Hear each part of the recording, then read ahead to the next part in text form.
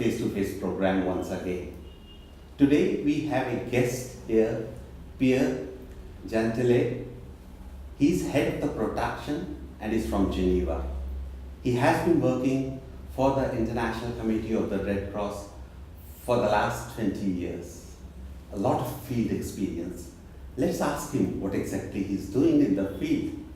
Thank you for joining us, sir. And can I ask you what exactly you do and what is the role of the tracing agencies which you are in charge of? Thank you for receiving me. The ICRC protection division that I'm leading has several components. We work on issues linked to protection of civilians in conflict-affected areas around the world, in visiting people detained, but also, and you mentioned it, on the important notion of the work around people who are separated, trying to reestablish the family link, and in some cases where unfortunately this is not feasible, on the case of people who are unaccounted for the missing. So this is the Central Tracing Agency, trying to coordinate the effort of the whole Red Cross, Red Crescent movement in reestablishing those family links among people who got separated in different type of circumstances, including sometimes natural disaster. And this tracing agency is across the globe and anyone can ask for your services? So the Central Tracing Agency is comprised of all the National Society of the Red Cross and Red Crescent Society, and people can inquire if on given situation the network has opened its capacity to take requests. Today it is not only about conflict, it's also about migration, it's also about some natural disasters. And it's a big challenge, and I'm sure with the new technologies you must be facing a lot of future competition as well as challenges. How do you look into the technology which is coming up, the evolving technologies, and how do you face about it? This is a very good question. Actually, the Central Tracing Agency is in the process of reinventing itself. We are in the process of integrating digital tools in our way of working. Some we are already having the competency and capacities to provide Wi-Fi in some areas. Some others we are still developing. Capacity, for example, to use facial recognition to try to match people who ask for news about their family members, who have photography and possible images that we can find of people either along migratory road or in conflict areas.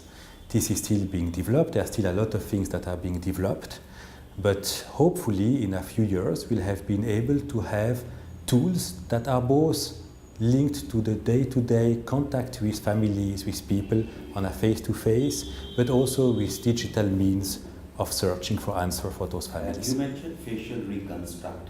Can you explain our viewers what exactly it is? People today who are looking for family news will first try everything they can to reconnect through social media, through different means. And here what's important is connectivity. If they failed, if they were unable to reconnect, in many cases it means that something went wrong somewhere. Mm-hmm. They will then try to open a request to see where this person is. Especially if it's cross-border, then the role of the Red Cross and Red Crescent movement can become very important.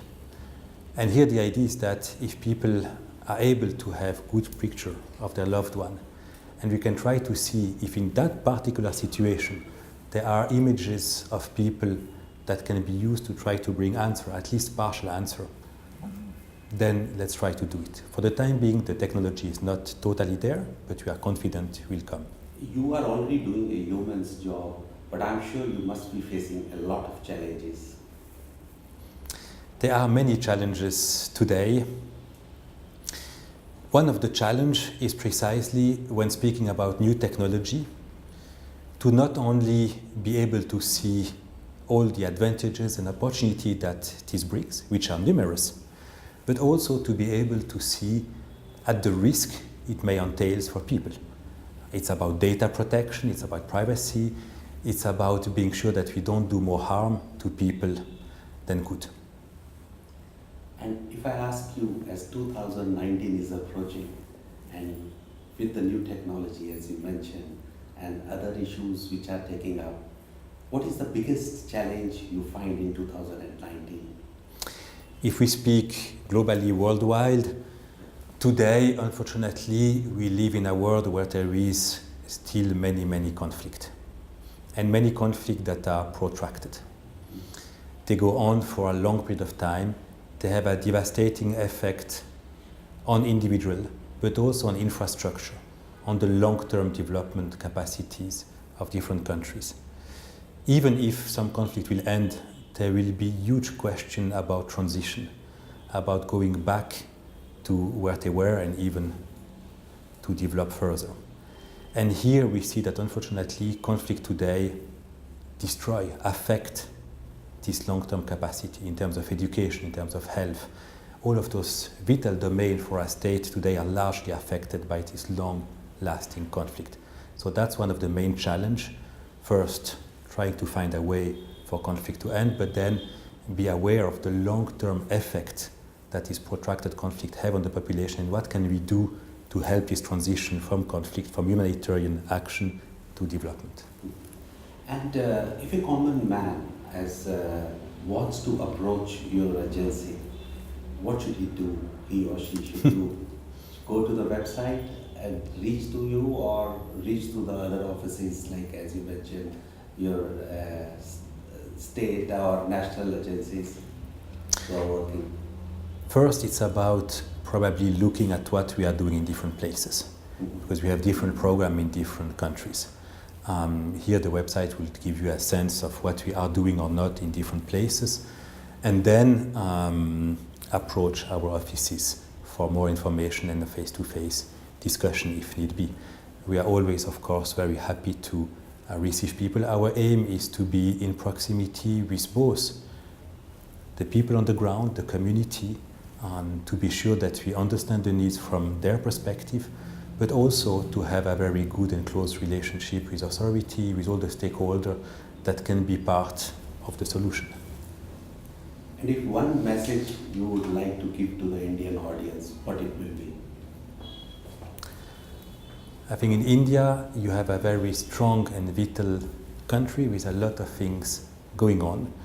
New technology is one of the places where new technology are being developed, are being thought of. So to think of the opportunity, to think of the risk, to connect with the Indian Red Cross, to connect with all the organizations that can bring support to people, and to see how this technology can be of support without creating new risks. So you were listening to the conversation. Well, ICRC has got more than 80 offices across the globe, and they have done huge number of family reunions.